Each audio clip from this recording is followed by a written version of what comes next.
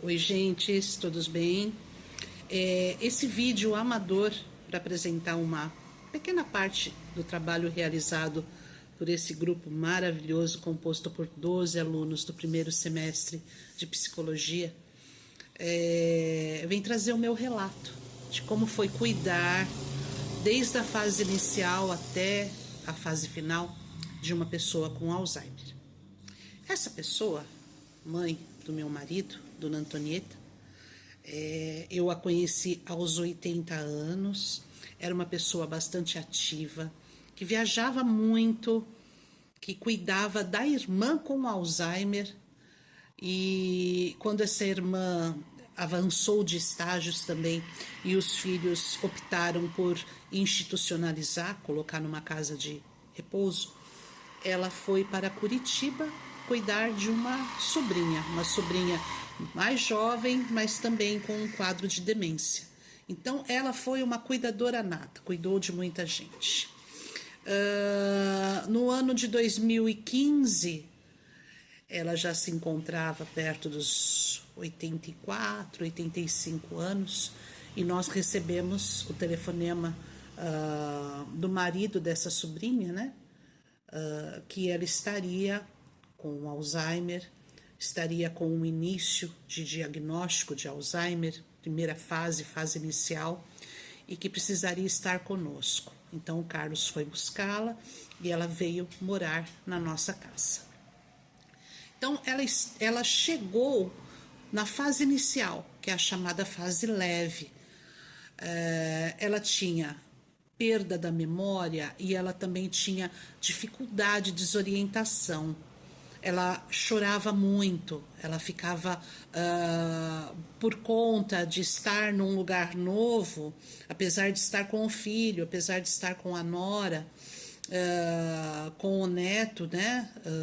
Com os meus filhos, que não eram netos dela, mas que interagiam bastante, morávamos todos juntos, ela não encontrava o local adequado, ela não achava que ali era a casa dela, então ela ficava desorientada e começou a alterar traços de personalidade também, ficar mais medrosa, não sabia como interagir dentro de casa no sentido de um trabalho leve ou mesmo servir-se à mesa, esquecia o nome das pessoas, constantemente pedia para ir para a casa dela.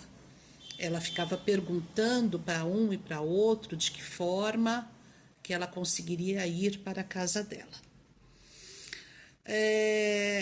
O que eu observei nessa fase leve, quando ela chegou com o uso de fraldas, porque ela passou até um período internada por conta de uma outra intercorrência que ela teve de saúde lá em Curitiba, e eu consegui desfraldá-la.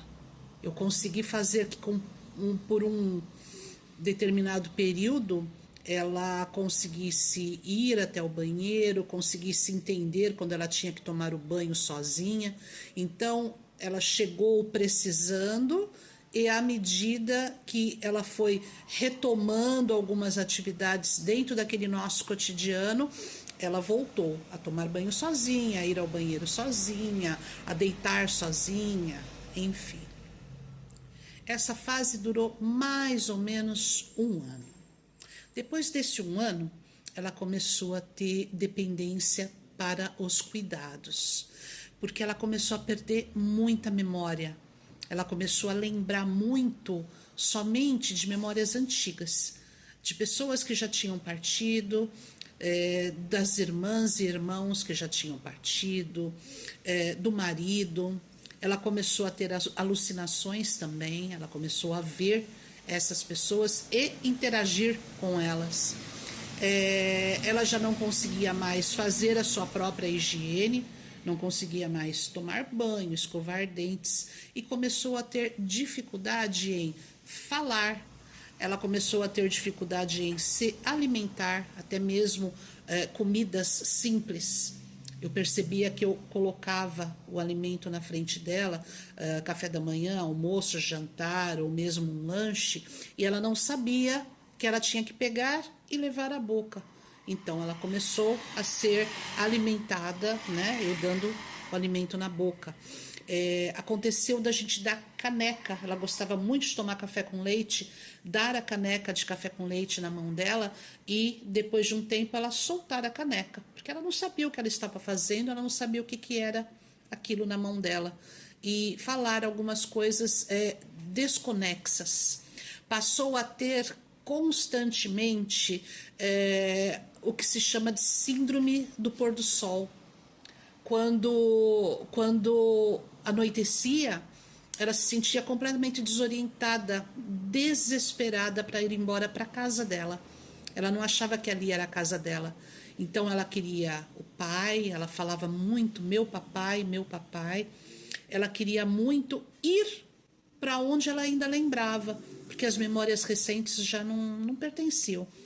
Ela me confundia, né? Eu que cuidava dela assim dioturnamente o tempo todo, ela me confundia com a irmã, ela me confundia com as professoras da escola onde o filho estudou, ela me pedia orientações e preço de cursos para matricular o filho, mas tudo no passado. Ela não conseguia estar no presente. O nosso presente, enquanto ela ainda se movimentava, caminhava, eu dançava com ela, ensinava a dançar, ensinava a cantar. Ela cantava canções muito bonitas. Ela foi por um bom período, ela foi evangélica, então ela conhecia os hinos, né, da igreja que ela frequentou por muito tempo. Então ela cantava bastante e a gente ia interagindo dessa maneira. Não tinha mais as conversas, o sentido prático da vida. Quando ela entrou na fase grave da doença, ela já não caminhava mais, ela tinha que ser transportada para o banheiro para tomar banho no colo. Teve algumas quedas antes, né? Porque ela ainda tentava se movimentar. Teve algumas quedas da cama. Aí foi quando voltou permanentemente o uso de fraldas. Ela já não conseguia falar. Então, se ela sentia alguma dor, ela teve algumas intercorrências de infecção urinária, então teve que fazer tratamento. Ela teve alguns problemas de pele e teve também que fazer tratamento. Então, quando ela sentia dor, ela expressava a dor no olhar. Ela não conseguia falar que estava sentindo dor. E isso deixa a gente, como cuidador, extremamente, como eu posso dizer, de mãos atadas. Você não tem o que resolver ali. Você tem que tentar ir contendo a dor e deixando passar e ver se a medicação vai fazer efeito para que ela possa dormir, não se agitar tanto, para que ela tivesse, né, um pouco de conforto, sem dor, e eu, como cuidadora, também pudesse ter um pouco de descanso. Tudo isso aconteceu no final da minha graduação de Direito, basicamente na época de apresentação de TCC.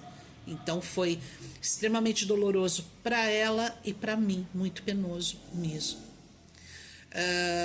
Deixou de falar, deixou de ter controle urinário e de fezes. Mas a parte mais difícil, mais complicada mesmo, além de todas as restrições de ficar deitada e de não conversar com as pessoas, é a fase da deglutição. Ela já não conseguia mais deglutir o alimento, ela não conseguia mais engolir. E ela estava tão magra, é uma doença que faz com que a pessoa vai sumindo, ela fica pele e osso. Ela estava tão magra que eu tinha dó de levá-la para uma internação. Levá-la para uma internação e encher de injeções, de picadas, num ambiente onde já não era o dela, iria judiar muito mais.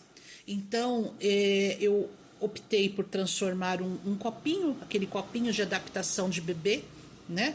Batia vitaminas, sustagem, Nutren e todos os alimentos que pudessem ter espessantes e colocava na boca. Ela conseguia ainda sugar e eu ia massageando o pescoço para que ela pudesse engolir. E assim foram os nossos últimos 2 meses, quando ela já não conseguia deglutir sozinha. Então a gente fazia, né, esse movimento juntas, de poder engolir a comida. A dona Antonieta, ela partiu no dia 11 de novembro de 2018, aos quase 88 anos, e deixou várias lições. Uma que a gente não sabe, mesmo com todos os estudos, mesmo com todos os avanços, quem vai passar por essa questão do Alzheimer. A outra é: sejam boas pessoas, porque alguém vai trocar a fralda de vocês mais tarde. Beijo, gente. Até mais.